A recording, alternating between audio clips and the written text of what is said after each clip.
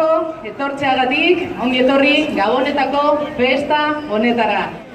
Verás, como decía, de corazón, muchas gracias a todos los y las valientes que habéis querido acercaros hasta esta rico plaza, desafiando al frío, a la lluvia.